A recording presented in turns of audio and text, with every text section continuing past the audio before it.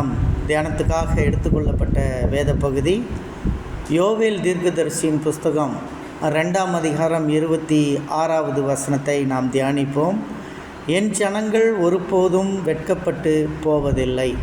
இந்த காலை நேரத்தில் நம்ம இந்த வசனத்தை தியானிக்கிறோம்.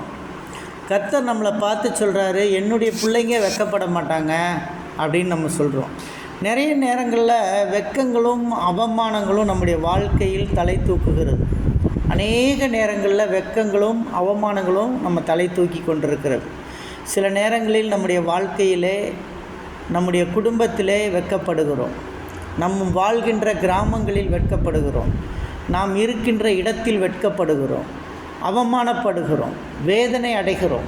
நம்மை விரும்பியவர்கள் நம்மை விட்டு செல்லும் பொழுது இவ்விதமான வெட்கங்களும் அவமானங்களும் வருகிறது. ஆனால் கடவுளை தேடுகிற பிள்ளைகளுக்கு ஒரு நன்மையும் குறைவுபடாதான். இந்த வசனம் நமக்கு தெளிவாக சொல்லுது, சிங்கக்குட்டிகள் தாழ்ச்சி அடைந்து பட்டினியாக இருக்கும், கர்த்தரை தேடுகிறவர்களுக்கோ ஒரு நன்மையும் குறைவுபடாது. சிங்கக்குட்டிகள் காட்டில் பார்த்திங்கன்னா, அந்த சிங்கக்குட்டிகள் எப்போதும் அதுங்க என்ன பண்ணிகிட்ருக்கோம் அப்படின்னா, இறை தேடிக்கிட்டு இருக்கோம். அதுக்குனால இறை கிடைக்காது. பெண் சிங்கம் ஒரு பெரிய சுறுசுறுப்பான சிங்கம். ஆண் சிங்கம் என்ன செய்யும்னா படுத்து தூங்கிக்கிட்டே இருக்கும். ஆல்வேஸ் ஸ்லீப்பிங் ஆண் சிங்கம். உலகத்திலேயே ஆண் சிங்கம் தான் வீரமான சிங்கம், காட்டுக்கே ராஜான்னு சொல்கிறோம்.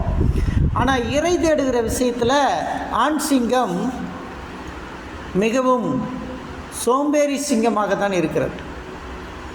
அந்த சிங்கம் படுத்து நல்லா தூங்கிட்டே இருக்கும், எந்த வேட்டையாடவும் போகாது. குகையில் படுத்து தூங்குது ஒரு சிங்கம், அது ஆண் சிங்கமாக தான் இருக்கும். ஆனால் இந்த பெண் சிங்கம் மணிக்கு 48 கிலோமீட்டர் வேகத்தில் ஓடுமா. ஒரு மணி நேரத்துக்கு 48 கிலோமீட்டர் வேகத்தில் ஓடி அந்த இறையை கவ்வி பிடிச்சிட்டு தன்னுடைய குழந்தைகளுக்கு, குட்டிகளுக்கு கொண்டு வந்து கொடுக்குமா. வாயில் கடித்து அது சாப்பிடாது. அந்த ரத்தம் ஒழுகிட்டே வரும், அந்த மனம் மூக்கை பதறும். ஆனாலும் அந்த பெண் சிங்கம் என் குட்டிகளுக்கு வேண்டும், என் குட்டிகளுக்கு கொடுக்கணும்னு சொல்லி அது சாப்பிடாது.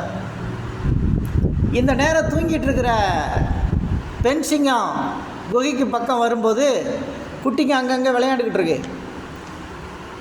இந்த பெண் சிங்கம் வருகின்ற அந்த மோப்ப சக்தி ஆண் சிங்கத்துக்கு ஜாஸ்தி. அந்த ரத்த கவிச்சி பட்ட உடனே ஐயாவுக்கு தூக்கம் கலைஞ்சிரும். ஐயா அப்படியே ஒரு உடம்பை குலுக்கிட்டு நேராக ஓடி போய் பொம்பளை சிங்கத்தோடு சண்டை போடுவார், ஃபைட் பண்ணுவார். ஃபைட் பண்ணி பொம்பளை சிங்கத்தை வெட்டி விட்டுட்டு அதை சாப்பிடுவார், அந்த இறையை சாப்பிடுவார். சாப்பிட்டுட்டு அவர் மீதி வைக்கிறது தான் பிள்ளைங்களுக்கு. இந்த கான்செப்ட் தான் காட்டில் நடக்குது. அதனால தான் அந்த வசனத்தை சொல்கிறாங்க, சிங்கக்குட்டிகள் தாழ்ச்சியடைந்து பட்டினியாக இருக்கும், கர்த்தரை தேடுகிறவர்களுக்கோ ஒரு நன்மையும் குறைவுபடாது அப்படின்னு சொல்கிறார். அப்போ ஆண்டவரை நம்புகிற பிள்ளைகளுக்கு ஒரு நன்மையும் குறைவுபடாது. காட்டில் இருக்கிற சிங்கக்குட்டி கூட பட்டினியாக இருக்குமா, ஆனால் ஆண்டவருடைய பிள்ளைங்க பட்டினியாக இருக்க மாட்டாங்க. அவங்களுக்கு சோத்துக்கு கஷ்டம் வராது, அவங்களுக்கு எந்த ஒரு பிரச்சனையும் வராது அப்படின்னு சொல்லி வேதவசனம் நமக்கு தெளிவாக சொல்லுது. ஏன்னு சொன்னால், இன்றைக்கி உலகத்தில் நிறைய நாடுகள் பார்த்தோன்னா பணக்கார நாடுகள் என்று எடுத்துக்கொண்டோம் என்று சொன்னால், ஜப்பானை தவிர 9 நாடுகள் கிறிஸ்தவ நாடுகள் தான் பணக்கார நாடுகளாக இருக்கிறது. இந்த 9 நாடுகளையும் எடுத்துக்கொண்டோம் என்றால் அவர்கள் கிறிஸ்தவ நாடுகளாக இருக்கிறார்.